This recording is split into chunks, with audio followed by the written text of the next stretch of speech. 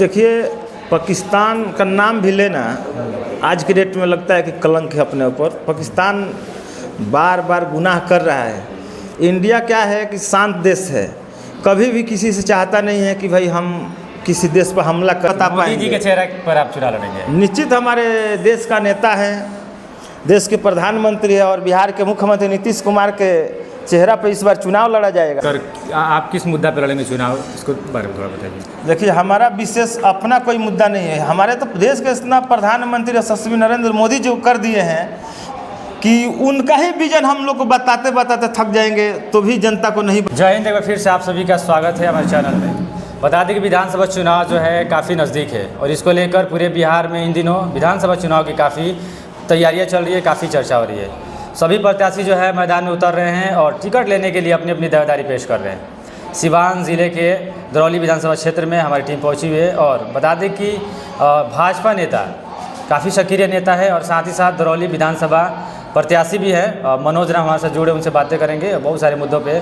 और पहली बात यह है कि इनका हाल ही में बर्थडे मनाया गया, इसके लिए इनको हमारे चैनल के माध्यम से बहुत बहुत शुभकामनाएं। बता दें कहीं ना कहीं जिस प्रकार से दरौली विधानसभा में अगर विकास की बात किया जाए तो पिछले 5 सालों में या पिछले 10 सालों में विकास किस तरह से हुआ है, इन तमाम मुद्दाओं पे हम चर्चा करेंगे। कहीं ना कहीं जिस तरह से सिवान में आपराधिक मामले जो घट रहे हैं उन मामलों के बारे में जानने की कोशिश करेंगे। आइए भाजपा नेता मनोज राम से जुड़ने से पहले बात करते हैं। दर्शकों का भी स्वागत है जी और हमारे तरफ से आपको भी शुभकामना और बधाई। अच्छा, नेताजी लगातार देखा जा रहा है कहीं ना कहीं भाजपा का जहाँ भी कार्यक्रम हो रहे हैं वहाँ पे आप पहुँच रहे हैं, काफ़ी सक्रिय नेता माने जा रहे हैं आजकल देखा जा रहा है। विधानसभा चुनाव जो है काफ़ी नज़दीक है, इसको लेकर बहुत सारे प्रत्याशी ऐसे हैं जो मार्केट में नए नए आ रहे हैं। खासकर दरौली विधानसभा क्षेत्र से बात करें तो भाजपा के बहुत सारे ऐसे नेता भी जो दावेदारी पेश करें टिकट को लेकर। इन लोगों के लिए क्या कुछ कहेंगे? देखिए, यहाँ या कहीं संविधान के नियम के अनुसार सभी लोग चुनाव लड़ सकते हैं, टिकट मांग सकते हैं। तो सबकी अपनी अपनी आज़ादी है। ये थोड़ी है कि हम अकेला है आदमी है कि हम ही चुनाव लड़ेंगे। सभी चुनाव लड़ सकते हैं, लड़ना भी चाहिए।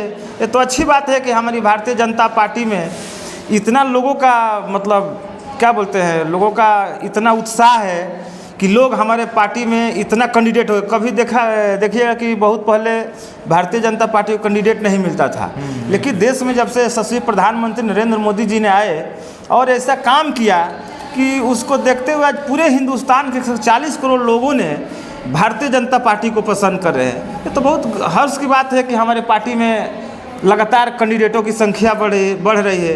यहीं पे दूसरी पार्टी है कि कोई लोग कैंडिडेट ढूंढ रहे हैं कि कोई कैंडिडेट मिल जाए लड़ने के लिए, लेकिन हमारी पार्टी में तो कैंडिडेट ऑटोमेटिक आ रहे हैं। तो इसके लिए कोई चिंता का विषय नहीं, खुशी की बात। एक समय था भाजपा के नेता का बयान, एक समय था कि सिवान में भाजपा का झंडा लगाया जाता था तो झंडा उखाड़ कर फेंक दिया जाता था। लेकिन कहीं ना कहीं देखा जा रहा है पूरे सिवान ज़िले में तो जगह जगह पे भाजपा का झंडा दिखाई दे रहा है। और ख़ास बात यह है कि सिवान में बड़े बड़े नेता भी बन रहे हैं आजकल भाजपा के, देखा जा रहा है। सांसद भी बने, ओम प्रकाश यादव हुए, चाहे मंगल पांडे हुए जो अभी मंत्री हैं। देखिए, भाजपा को सींचने में हमारे पूर्वजों का खून पसीना लगा है, तब उनके मेहनत के बदौलत आज भाजपा यहाँ तक पहुँची है। और सही बात है कि 90 में यहाँ पे झंडा लगाना अपराध माना जाता था, लेकिन कुछ हमारे पूर्वज के नेता हैं जो अभी भी जिंदा है। ऐसा नहीं कि मर गए हैं, बहुत लोग अभी नेता उसमें के जिंदा हैं कि लोगों ने पार्टी को सींचा। आज पार्टी आज देश की सबसे बड़ी पार्टी बनी हुई हमारी। अच्छा, आप जगह जगह पे जाते हैं, घूमने जाते हैं, कैंपेन करने जाते हैं और जगह जगह पे आपकी पार्टी की कार्यकर्ता सम्मेलन भी होता है। दरौली विधानसभा की अगर बात करेंगे तो पिछले 1 दशक से अगर देखा जाए तो सर विकास की क्या स्थिति रही है, किस तरह विकास हुआ है या नहीं हुआ है, आपराधिक मामले किस तरह घटे हैं या बढ़े, इसको लेकर आपकी नज़रिया क्या रहता है? देखिए, कहने का मतलब विकास तो देश में हो रहा है। देश का विकास नरेंद्र मोदी जी कर रहे हैं, बिहार का विकास हमारे मुखिया नीतीश कुमार जी कर रहे हैं। तो विकास में कहीं किंतु परंतु नहीं है कि विकास नहीं हो रहा है। आज देखिए देश कहाँ से कहाँ गया है। लेकिन हमारा दरौली विधानसभा क्या है कि लगातार हमारे दल का विधायक नहीं है, हमारे विपक्ष का विधायक है सतदेव राम। तो कहने का मतलब डबल इंजन की सरकार है, तो सरकार में तो हमारी हिस्सेदारी नहीं है यहाँ का विधायक का। तो विकास जो यहाँ होना चाहिए उस गति से यहाँ पे विकास नहीं हो रहा है, क्योंकि विकास करने के लिए वो तत्पर आदमी नहीं है। वो आदमी क्या है, राशन के नाम पे लड़वाना मरवाना, यही उसका व्यवसाय है। तो विकास कहाँ से होगा। और रही बात आपराधिक घटना का, तो जो भी अभी आपराधिक घटना घट रहा है, देखिए पहले के जैसा घटना नहीं घट रहा है।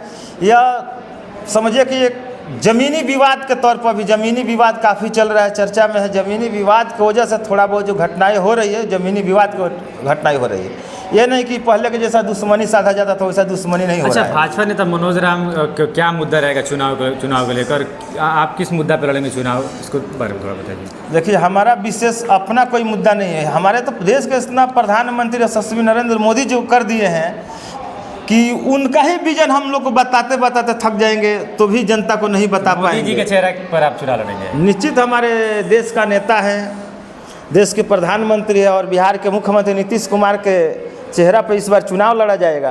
तो इतना जो काम हुआ उसी विजन पे हम लोग चुनाव मैदान में भी जाएंगे, जनता को बताएंगे और जनता हम लोग को वोट भी देगी। और इस बार निश्चित तौर पर जो हमारी पार्टी की 225 सीट लाने का बात है, तो निश्चित तौर पर इस बार 225 भी सीट आएगा और हमारे सिवान के 8 के 8 सीट एनडीए के खाता में आएगा। भाजपा 225 सीट लाएगी बिहार में? जी निश्चित। एनडीए गठबंधन एनडीए गठबंधन लेकर आएगी। सिवान में 8 सीट आप लोग जीत रहे हैं।